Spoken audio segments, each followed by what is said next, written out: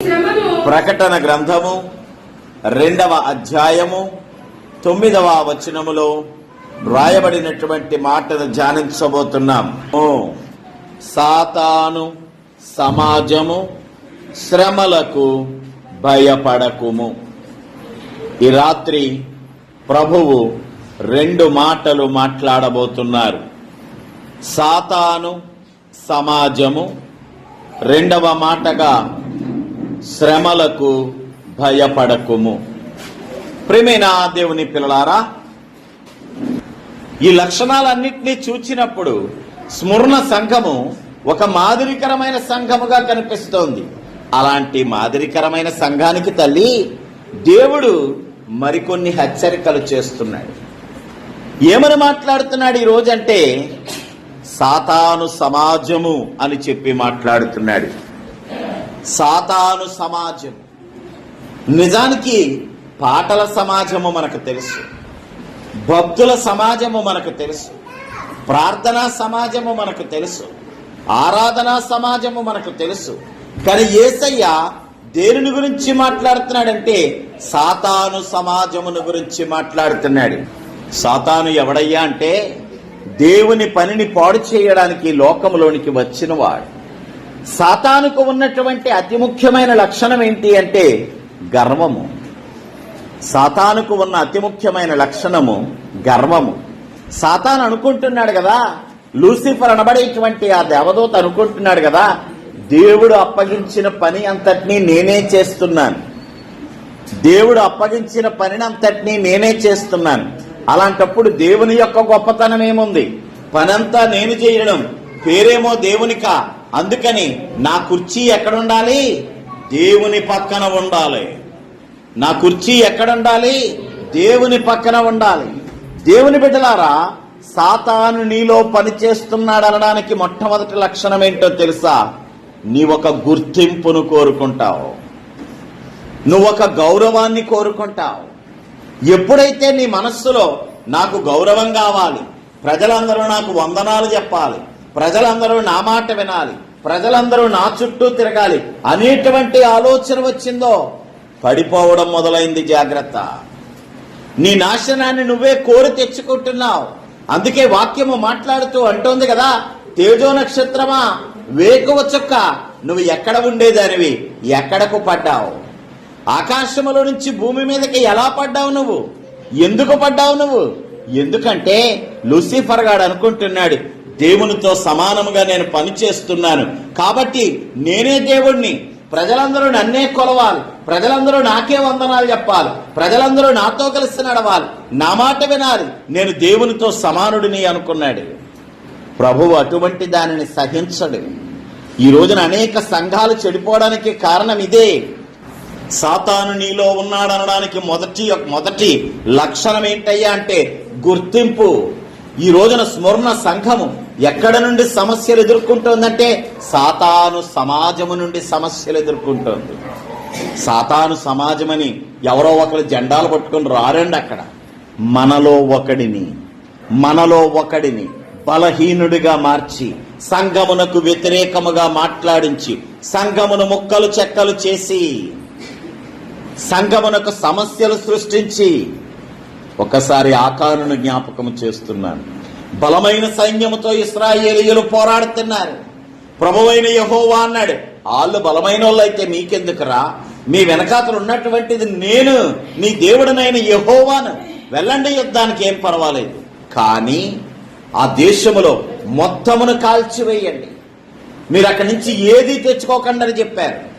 ఆకానుగాడు ఏం చేస్తాడో తెలుసా? నేనంటాను, ఆకానుగాడు సాతాను సమాజపు మెంబర్ అన్నమాట. వాడు ఏం చేస్తాడో తెలుసా? కొంచెము బంగారం, కొన్ని బట్టలు తెచ్చి తన గుడారములో దాచిపెట్టాడు. ఇంకో యుద్ధం వచ్చింది. చాలా చిన్న దేశం, హాయి అనే దేశం. ఆ చిన్న దేశంతో యుద్ధం చేస్తూ ఇశ్రాయేలీయులు ఓడిపోయారు. మోషే గారికి అనుమానం వచ్చింది, ఇదేంటి ప్రభువా, బలవంతుడైన వారిని పడగొట్టేశాం, పెద్ద రాయి ఉంది దాన్ని తోసి పారేశాం, ఈ చిన్న రాయిని మా దారిలోంచి మేము తప్పించుకోలేకపోతున్నామేంటి? ప్రభు అంటున్నాడు, మోషే నీకు ఇంకా విషయం అర్థం కాలే, చీట్లు వేయి నాన్న, చీట్లు వేయి. పేర్లు చీట్లు వేయడం మొదలెట్టారు. ఎవరి పేరుని వచ్చిందంట? ఆకానుగాడి పేరుని వచ్చింది. ఆకానుగాడి తాత పెద్ద భక్తుడు, ఆకానుగాడి నాన్న పెద్ద భక్తుడు, ఆకాను కూడా బలమైన సైనికుడు, పెద్ద భక్తుడు. అలాంటి ఆకానును సాతాను పట్టుకుంది. దేవునికి స్తోత్రం చెప్పు. మెలకువగా లేకపోతే నిన్ను కూడా సాతాను పట్టుకుంటుంది. నువ్వు కూడా ఏ సంఘ సభ్యుడు అవుతావు చెప్పండి. ఈరోజు మొదటి మాట సాతాను సమాజము. చెప్పండి ఏంటది? సాతాను సమాజం. జనులు గూడు పొఠాని కడుతూ ఉంటారు. పైన వాడికి తెలియకుండా కింద ఉన్నటువంటి వాళ్ళు ఏం చేస్తారు నాన్న? జట్లు కడతారు. ఇదిగో నీతో మాట మాట్లాడాలి, ఇలా రా, ఈరోజు ఆరాధన అయిపోయాక ఒక్క నిమిషం ఉండు. ఏంటి అసలు ఇలా జరుగుతుంది? మనం ఎలాగైనా అడగాలి, నిలదీయాలి, ఇంకో పలానా ఓడిని కూడా కేకేయాలి. జాగ్రత్త, ఇది ఎవరి బుద్ధి అంట? సాతాను సమాజపు బుద్ధి. దేవుని బిడ్డలారా, స్మరణ సంఘము ధన్యతలు పొందింది వారి శ్రమల ద్వారా. కానీ ఆ శ్రమలు ఎవరు కలిగిస్తున్నారంట? సాతాను సమాజం. చీట్లు వేస్తే ఆకాను పేరునొచ్చింది. ఆకాను ఏం చేశాడయ్యా అంటే శపితమైన దానిలో కొంత తెచ్చి దాచిపెట్టాడు. శపితమైన దానిలో కొంత తెచ్చి దాచిపెట్టాడు. నిజానికి సాతాను లేడక్కడ, కానీ సాతాను ఒకడిని తన దూతగా మార్చుకున్నాడు. సాతాను ఒకడిని తన పని చేయువానిగా మార్చుకున్నాడు. అననీయ సప్ఫీరాలను గమనించారా? వాళ్ళు రెండవ లక్షణం. వాళ్ళు ఏం కోరుకున్నారో తెలుసా? గుర్తింపు కోరుకున్నారు. అందరూ వచ్చారు, అయ్యా సేవ కొరకు నేను 5 ఎకరాల భూమి ఇచ్చేస్తున్నాను. వా, పాస్టర్ గారు చప్పట్లు కొట్టారు, సంఘం అంతా చప్పట్లు కొట్టింది. వెనకాతలు ఇంకా బలమైనడు వచ్చాడు, అయ్యా సేవ కొరకు నేను 7 ఎకరాలు ఇచ్చేస్తున్నానండి. ఇంకొకడు వచ్చాడు, 7 ఎకరాలతో పాటు 5 లక్షల డబ్బులు కూడా ఇస్తున్నానండి. వెంటనే అననీయ సప్ఫీరాలు అనుకుంటున్నారు, మనము కూడా ఏదో ఒకటి ఇవ్వాలి. అందరూ ఇస్తున్నప్పుడు మనం ఎందుకు ఇవ్వకూడదు? మళ్ళీ మన పేరు కింద ఉండిపోద్ది. అందుకని అయ్యా మా పొలం అమ్మేసి డబ్బులన్నీ కూడా దేవునికి ఇచ్చేస్తామండి. కానీ ఇంటికి వెళ్ళిన తర్వాత ఏ సంఘ సభ్యులైపోయారు వాళ్ళు? సాతాను సమాజం. సాతాను సమాజము ఇతరులను ఇబ్బంది పెడుతుంది. సాతాను సమాజము ఇతరులకు శ్రమలను కలిగిస్తుంది. నీ కారణంగా ఒకవేళ మీ కాలనీలో సమస్యలు వస్తున్నాయేమో, నీ కారణంగా ఒకవేళ మీ సమూహంలో సమస్యలు వస్తున్నాయేమో, నీ కారణంగా సమూహంలో ఉన్నటువంటి కొద్ది మంది యొక్క మనసులు గాయపడుతున్నాయేమో. నేను ఇంకా ఇంకా ఇంకా కరెక్ట్ గా చెప్పాలంటే నీ కారణంగా నీ ఇంట్లో అసమాధానం వస్తోందేమో, నీ కారణంగా నీ ఇంట్లో గొడవలు జరుగుతున్నాయేమో, నీ మాటల కారణంగా నీ ఇంట్లో ప్రతిరోజు కూడా ఏదో ఒక గడిబిడి జరుగుతోందేమో. నువ్వు సాతాను సమాజపు వాడివి, జాగ్రత్త పడు. నీ కారణంగానే శ్రమలు, సంఘములో నీ కారణంగానే శ్రమలు. అననీయ సప్ఫీరాలను పేతురు గారు ఏమి కేకేసి, అబ్బాయి మీకు పొలం ఉంది కదా ఇచ్చేవయా, దేవునికి ఇచ్చే ఆశీర్వదించబడతాం అని చెప్పలేదండి. అందరికీ ఏమని చెప్పాడో తెలుసా? సంఘం అంటే ఎలాగుండాలంటే సమిష్టిగా ఉండాలి. దేవునికి స్తోత్రం చెప్పండి. ఇక్కడ కులాలు లేవు, వర్గాలు లేవు, ఏమండి లింగ భేదాలు లేవు, అందరము సమానమే. ఇక్కడ ఉన్నది ఒకే ఒక్క కులం, విశ్వాసుల కులం. లేదా రెండో కులం ఏదన్నా ఉందంటే అది అవిశ్వాసుల కులం. ఉంటే విశ్వాసి అనబడే కులానికి చెందినోడుగా ఉండు, లేదా అవిశ్వాసులు అనబడే కులానికి చెందినోడుగా ఉండు తప్ప వేరే కులాలు ఉండవు సంఘంలో. కానీ అననీయ సప్ఫీరాలు అనుకుంటున్నారు మనం దేవునికి ఇవ్వాలి. ఎప్పుడైతే ధనమును చూశారో నేత్రాశ అనబడేటువంటి సాతాను వారిలో ప్రవేశించింది. దురాశ అనబడే సాతాను వారిలో ప్రవేశించింది. స్వార్థం అనబడే సాతాను వారిలో ప్రవేశించింది. దాచిపెట్టాలనబడే ధనాపేక్ష వారిలో ప్రవేశించింది. గడిచిన రాత్రి చెప్పాను, ధనం ఉండాలి గాని ధనాపేక్ష ఉండకూడదు. దేవునికి స్తోత్రం చెప్పండి. ఏముండాలంట? విస్తారంగా ఉండాలి. నువ్వు లక్షాధికారిగా కాదు, కోటీశ్వరుడిగా బ్రతకాలని ప్రభు కోరుకుంటున్నాడు. ముమ్మాటికి ఆమేన్ చెప్పండి. దేవుడు మిమ్మును కోటీశ్వరులనుగా దీవించునుగాక. 3 సార్లు చెప్తాను, దేవుడు మిమ్మును కోటీశ్వరులనుగా దీవించునుగాక. దేవుడు మిమ్మును కోటీశ్వరులనుగా దీవించునుగాక. కానీ ఏముండకూడదు? నీకు ప్రేమ ఉండకూడదు, ధనము మీద ప్రేమ ఉండకూడదు, దేవుని మీద ప్రేమ ఉండాలి తప్ప నువ్వు సంపాదించుకున్న దాని మీద ప్రేమ ఉండకూడదు. మధ్యలో వచ్చే దాని మీద ప్రేమ ఉండకూడదు. అయ్యా మొదటొచ్చిన భార్య నచ్చట్లేదంట, పిల్లలు మాత్రం కావాలంట. విడాకులకి చాలా మంది విశ్వాసులు కూలిపోవడానికి కారణం ఏంటి అంటే వారు దేవునిని పట్టుకోవలసిన చోట దేవుడిచ్చిన ఆశీర్వాదాన్ని పట్టుకుంటున్నారు.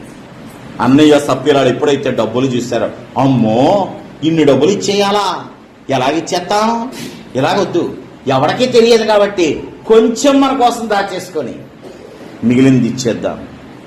వారిలోనికి ఎవరు ప్రవేశించారయ్యా? సాతాను. వారే సమాజము వారిప్పుడు.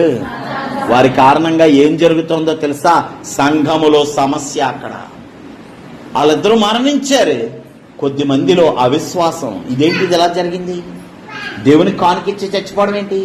కానుకిస్తే దేవుడు చెప్పేస్తాడు. ఈ ఆలోచన వస్తుందా రాదా అండి? ఆకాను వల్ల వచ్చింది, అననీయ సప్పేరా వల్ల వచ్చింది, గారడివాడైన సీమోను వల్ల సమస్య వచ్చింది. గారడివాడైన సీమోను అక్కడ ఉన్నటువంటి శిష్యుల వెనకాతలు నడిచాడు.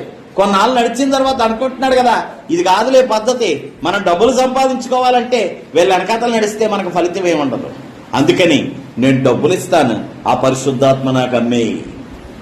నేను డబ్బులు ఇస్తాను, ఆ పరిశుద్ధాత్మ ఏదో నాకు అమ్మేయి. డబ్బులిచ్చి పరిశుద్ధాత్మను కొనుక్కోలేవు. మరలా చెబుతున్నాను, నువ్వు కానుకలు ఇవ్వాలి, కానీ కానుకలిచ్చి రక్షణను కొనుక్కోలేవు. కానుకలిచ్చినంత మాత్రాన పరలోకానికి చేరవో. నేను గట్టిగా చెబుతున్నాను. ఇంకొక మాట కూడా చెప్తున్నాను ధైర్యంగా, పాస్టర్ గారి మాట వినినంత మాత్రాన పరలోక రాజ్యానికి చేరవో. ఎవరి మాట వినాలి? యేసయ్య మాట వినాలి. ఇది ఇక్కడ పెట్టాడు యేసయ్య. ఇందులో నుంచి మీ పాస్టర్ గారు బోధిస్తున్నప్పుడు ఆ మాటలు ఆలకించు. ఇంటికి వెళ్ళిన తర్వాత ఈ మాటలు విను. దేవుడు నీతో మాట్లాడతాడు. అప్పుడు నువ్వు పరలోక రాజ్యానికి వెళ్తావు. నువ్వు కానుకలు ఇవ్వాలి, దశంభాగాలు ఇవ్వాలి, ప్రథమ ఫలాలు ఇవ్వాలి, మొక్కుబడి కానుకలు ఇవ్వాలి, స్వేచ్ఛార్పణలు ఇవ్వాలి, ఆహారపు నిధులు ఇవ్వాలి, అన్నీ ఇవ్వాలి. కానీ వాటి వల్ల మాత్రమే నువ్వు పరలోక రాజ్యానికి చేరవు. ఏమివ్వాలి? ఏమివ్వాలి? దేవునికి హృదయాన్ని ఇవ్వాలి. దేవునికి స్తోత్రం చెప్పండి. నేర్చుకోండి, నేర్చేసుకున్నాను. మనం దేనిని ఇవ్వాలి? దేవునికి హృదయాన్ని ఇవ్వాలి. నీ హృదయాన్ని శుద్ధి చేసి అప్పుడు నిన్ను పరలోక రాజ్యానికి తీసుకెళ్తానంటున్నాడు. అంతే తప్ప నేను అన్నీ ఇచ్చానండి, ఉపవాసం చేస్తానండి. మత్తయి సువార్త 23వ అధ్యాయంలో మనం మొదటి రోజు నాడు చదువుకున్నాం. సోంపులో భాగం ఇచ్చానండి, జీలకర్రలో భాగం ఇచ్చానండి, వంకాయల్లో మొక్కిచ్చానండి, బంగారంలో కూడా మొక్కిచ్చానండి, ఉపవాసాలు ఉన్నానండి, వ్రత దినాలు ఉన్నానండి. కానీ హృదయం ఎక్కడుందో నాకు తెలియదండి. దేవుని బిడ్డలారా, నువ్వు ఇవ్వవలసినది ఇవ్వకుండా దేవునిని ఆరాధిస్తే ఏ సమాజము నువ్వు? సాతాను సమాజం. స్మరణ సంఘము దేనితో సమస్య ఎదుర్కొంటోందంటే సాతాను సమాజంతో. కానీ ప్రభు ఏమంటున్నాడో తెలుసా? ఎన్ని శ్రమలు కలిగినా నువ్వు భయపడకు అంటున్నాడు. దేవునికి స్తోత్రం. నువ్వు ఎన్ని సమస్యలు చూస్తున్నా భయపడకు అంటున్నాడు. ఎన్ని సమస్యలు చూస్తున్నా. ఈ మధ్యనే సాతాను మిమ్మును శోధించున్నట్లు, మీకు శోధన కలుగునట్లు, మీరు శోధింపబడునట్లు మీలో కొంతమందిని చెరసాలకు సాతాను సమాజము అప్పగించబోతోంది. కానీ మీరు భయపడకండి. దేవునికి స్తోత్రం చెప్పండి. చెయ్యి ఇక్కడ పెట్టి చెప్పండి, నేను భయపడను. గడిగా చెప్పడు ధైర్యంగా. నువ్వు భయపడద్దు. ఎవరినో చెరసాలలో పెట్టారు, ఎవరిదో రేషన్ కార్డు తీసేశారు, ఎవరినో ఉద్యోగంలోంచి తీసేశారు. లోకములో యేసును నమ్ముకున్నందుకు నీకు కలిగే బహుమానం ఏదన్నా ఉంది అంటే అది శ్రమే. కానీ నీకో విషయం తెలుసా? నీ ఫలము పరలోక రాజ్యము. దేవునికి స్తోత్రం. నువ్వు ఈ లోక సంబంధివి కాదు, నువ్వు పరలోక సంబంధివి. ఎప్పుడైతే నోవహు కట్టిన రక్షణ ఓడ అనబడేటువంటి ఈ సంఘములో చేర్చబడ్డావో, ఎప్పుడైతే బాప్తిస్మము పొంది ఈ ఓడలోనికి చేర్చబడ్డావో, ప్రియ దేవుని బిడ్డ, నువ్విప్పుడు పరలోక సంబంధివే. అరారాతు పర్వత శిఖరమున ఉండవలసిన వాడివే, బలి అర్పించవలసిన వాడివే, నూతన సృష్టిగా మార్చబడిన వాడివే తప్ప నువ్వు పాతవాడివి కాదు. దేవునికి స్తోత్రం చెప్పు. నీ పాత జీవితం గతించిపోయింది. ఈ లోకంలో నీకు శ్రమలే, కానీ నీ ఫలం ఎక్కడుందయ్యా అంటే పరలోకములో ఉందంట. పరలోకములో నీ ఫలం అధికమవుతుంది. ప్రభు అంటున్నాడు, భయపడక. అనేకమైన సంగతులు చెబుతున్నాడు ప్రభు. భయపడక. నువ్వే పరిస్థితిలో ఉన్నా భయపడక. ఆదికాండము 21వ అధ్యాయము 17వ వచనములో ఆదికాండము 21వ అధ్యాయము 17వ వచనములో అక్కడ హాగరుతో ప్రభువు మాట్లాడుతున్నాడు. హాగర్ అక్కడ చిన్నవాడిని అక్కడ వేసేసి పక్కకు వెళ్ళి చూస్తోంది. ఏమవుతుంది చిన్నవాడి పరిస్థితి, ఏం జరగబోతోంది చిన్నవాడి పరిస్థితి. ప్రభువు మాట్లాడుతున్నాడు, హాగర్ నువ్వు ఇక్కడేం చేస్తున్నావు? నీ చిన్నవాడి ప్రార్థన ఇక్కడే నేను ఆలకించాను, నువ్వు భయపడకు. దేవునికి స్తోత్రం చెప్పు. నేను ఇక్కడే ఆలకిస్తున్నాను. నువ్వు ఎక్కడున్నావో అక్కడే ప్రభువు నీ ప్రార్థన ఆలకిస్తాడు. నువ్వు దుఃఖంలో ఉన్నావా, ప్రభువు అక్కడే ఆలకిస్తాడు. చెరసాలలో ఉన్నటువంటి పౌలు శీలల ప్రార్థన ఆలకించాడు. గుహలో ఉన్నటువంటి దావీదు ప్రార్థన, ఏలియా ప్రార్థనలు ఆలకించాడు. ఆయా శ్రమలో ఉన్నటువంటి అనేక మంది యొక్క ప్రార్థన ఆలకించాడు. శోధనలో ఉన్నటువంటి వారి యొక్క ప్రార్థన ఆలకించాడు. నువ్వు ఏ పరిస్థితులలో ఉన్నా కూడా ప్రభు అంటున్నాడు, నువ్వు భయపడకు, నీ ఉన్న చోటే నీ ప్రార్థన నేను ఆలకిస్తున్నాను. నువ్వు ఉన్నటువంటి చోటే నీ ప్రార్థన నేను ఆలకిస్తున్నాను. నువ్వు ఏ స్థితిలో ఉన్నా, ఏ పరిస్థితిలో ఉన్నా, ఏ చోటులో ఉన్నా, నువ్వున్న చోటే నీ ప్రార్థన నేను ఆలకిస్తున్నాను. అంతేకాదు, ఎవరు ప్రార్థన ఆలకించాడంట? చిన్నవాడి ప్రార్థన ఆలకించాడు. హాగర్ ఏం చేస్తోంది అనుకుంటున్నారు? పారిపోతుంది. దేవుని మాటకు వ్యతిరేకంగా పారిపోతోంది హాగర్. దేవుడు చెప్తున్నాడు, మొదటొకసారి హాగర్కి చెప్పాడు, నువ్వు వెళ్ళి నీ యజమానురాలి చేతి క్రింద అణిగిమణిగి జీవించమన్నాడు. శ్రమ వచ్చింది, తట్టుకోలేకపోయింది, పారిపోతోంది హాగర్. ఈ రోజున జీవితంలోంచి చాలా మంది పారిపోతున్నారు. మొన్నటి దినాన హైదరాబాద్ పట్టణంలో 2 పిల్లల్ని చంపేసి వీళ్ళిద్దరూ ఊరేసుకొని వాళ్ళు ఏం చేశారంటే జీవితంలోంచి పారిపోయారు. నాన్న ఏం చేశారు? నాన్న పారిపోయారు. జీవితంలో నుంచి పారిపోయారు. సంఘంలో నుంచి పారిపోతారు. విశ్వాసంలో నుంచి పారిపోతారు. శ్రమలను ఎదుర్కోలేక క్రీస్తు శిలువ దగ్గర నుంచి పారిపోతున్నారు. శ్రమలను ఎదుర్కోలేక. ఈరోజు ప్రభు అంటున్నాడు, భయపడక. శ్రమ కలిగినప్పుడు భయపడక. నువ్వు అనేస్తావు చాలా సులువుగా, దేవుడు నాకు ఏం చేశాడు? దేవుడు నీకు ఏదన్నా చెయ్యాలి అంటే నువ్వేం చేయాలి? మొదట ఎదురు చూడాలి. దేవుడు చేసేదాకా ఎదురు చూడాలి. దేవుడు ఇచ్చేదాకా ఎదురు చూడాలి. అబ్రహాం ఎదురు చూశాడు. దేవుని పిల్లలారా, ఈ రాత్రి ప్రభువు 2వ మాటగా చెబుతున్నాడు, నువ్వు భయపడక. హాగర్తో చెబుతున్నాడు, ఆ చిన్నవాడు ఎక్కడి నుంచి అయితే మొర్ర పెడుతున్నాడో అక్కడే నేను ఆలకించాను. హాగరు, చిన్నవాడిని గురించి నువ్వు భయపడకని చెప్పి చెబుతున్నాడు. కీర్తనల గ్రంథము 91వ అధ్యాయం 6వ వచనములో, కీర్తనల గ్రంథము 91వ అధ్యాయం 6వ వచనములో దావీదు గారు అంటున్నారు కదా, చీకటిలో సంచరించు తెగులుకైనను మధ్యాహ్నమందు పాడు చేయు రోగమునకైనను నీవు భయపడకు. దేవునికి స్తోత్రం చెప్పు. ప్రభు అంటున్నాడు, రోగానికి భయపడకు, తెగులుకు భయపడకు, వ్యాధికి భయపడకు. అదేం చేస్తుందయ్యా అంటే కేవలం ఈ శరీరాన్ని పాడు చేస్తుంది. నీకు తెలుసా, నువ్వు ధనవంతుడివైనా పేదవాడివైనా, చాలాసార్లు చెప్పుకున్నమాట, విశ్వాసివైనా అవిశ్వాసివైనా, ప్రార్థన ఉన్నవాడివైనా ప్రార్థన లేనివాడివైనా, బలమైన విశ్వాసివైనా బలహీనమైన విశ్వాసివైనా, ఒకరోజు నువ్వు మరణించక తప్పదు. ఈ శరీరం నుంచి ఎడబాటు తప్పదు. లెక్క అప్పజెప్పే ఆత్మ దేవుని సన్నిధికి వెళ్లి నిన్ను గూర్చిన లెక్క అప్పచెప్పాలి.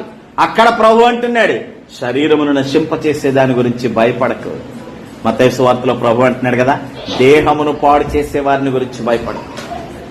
నీ దేహాన్ని పాడు చేసే వారిని గురించి భయపడకు. నీ ఆత్మను పాడు చేసే వారిని గురించి భయపడకు. దేహం ఎలాగైనా పాడైపోద్ది. దేహం ఎలాగైనా నాశనం అయిపోద్ది. దేహం ఎలాగైనా వదిలి వెళ్ళిపోవలసి ఉంటుంది. కానీ ఆత్మ దేవుని యొద్దకు వెళ్లి లెక్క అప్పచెప్పవలసి ఉంటుంది. దేవుని బిడ్డ, రోగమునకు భయపడకు. ఎందుకంటే ప్రభు నీ ప్రార్థన ఆలకిస్తాడు.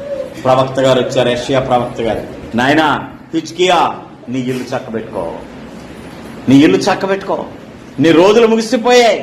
నీకు భయంకరమైన పుండేసింది కదా, అది మరణకరమైన క్యాన్సర్ వ్యాధి, నువ్వు చనిపోతావు, నీ ఇల్లు చక్కబెట్టుకో చెప్పాడు. హిజ్కియా గోడ వైపుకు తిరిగాడు, కన్నీరు కార్చాడు, ప్రార్థన చేస్తున్నాడు. ప్రభువా, నా ప్రాణం తీసేసుకుంటావా నాయనా?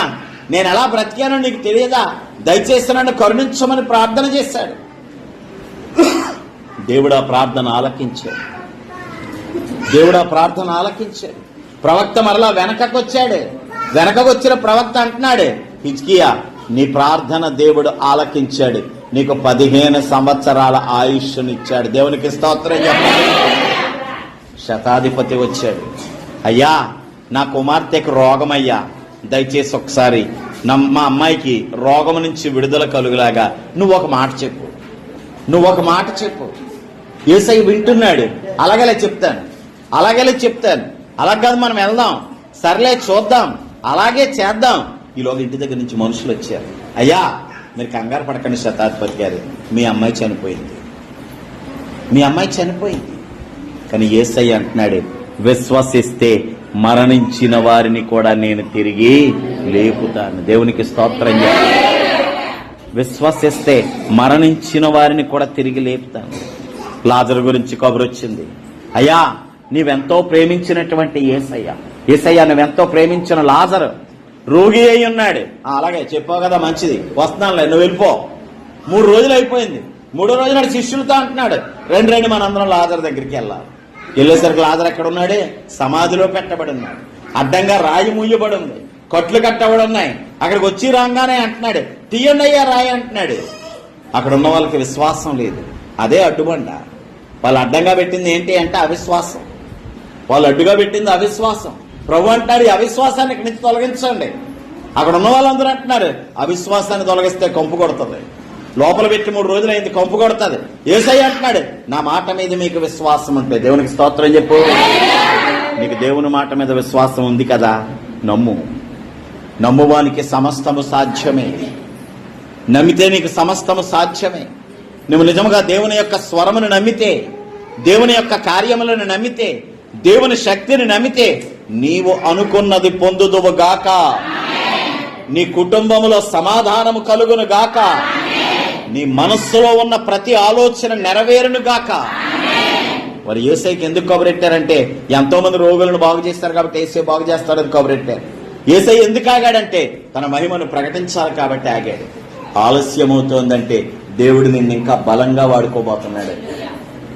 ఆలస్యమవుతోందంటే దేవుడు నిన్ను ఇంకా బలముగా వాడుకోబోతున్నాడు. కాబట్టి దేవుడు నీ ద్వారా తన మహిమను ప్రకటించబోతున్నాడు. కాబట్టి లాజరుకి అడ్డంగా అవిశ్వాసం పెట్టారు.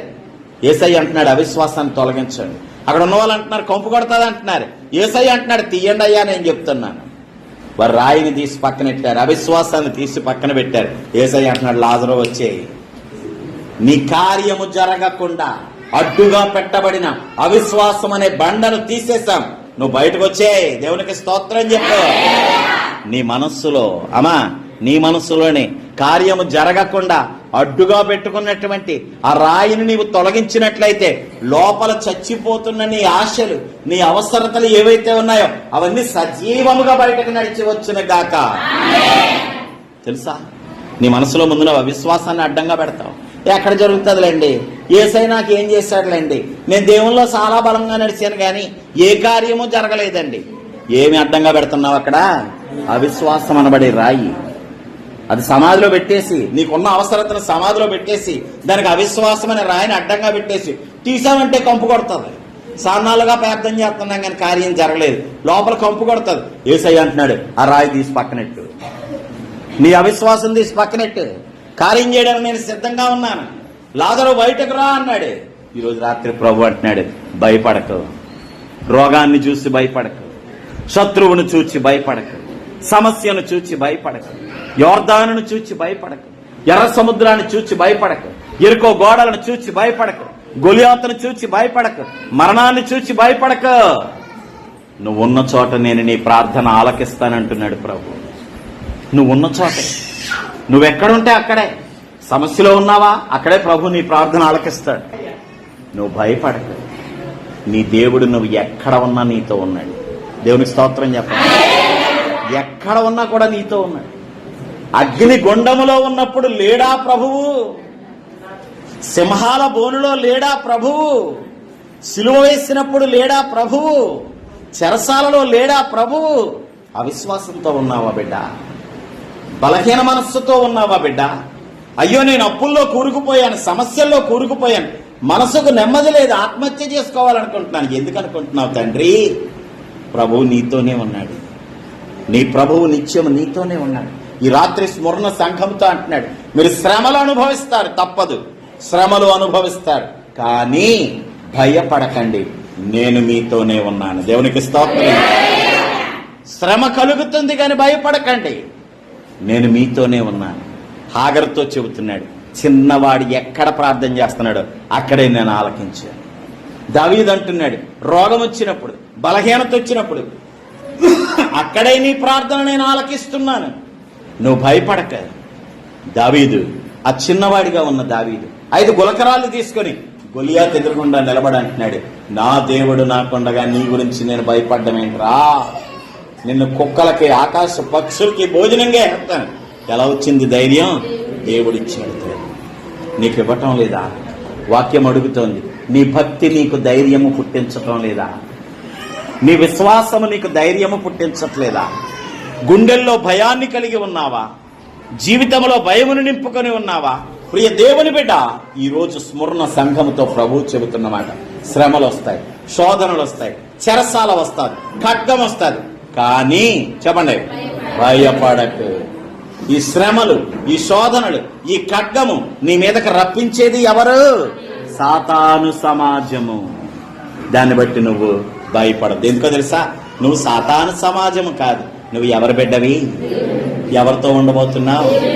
కాబట్టి నువ్వు భయపడవలసిన అవసరం లేదు, నువ్వు భయపడవలసిన అవసరం లేదు.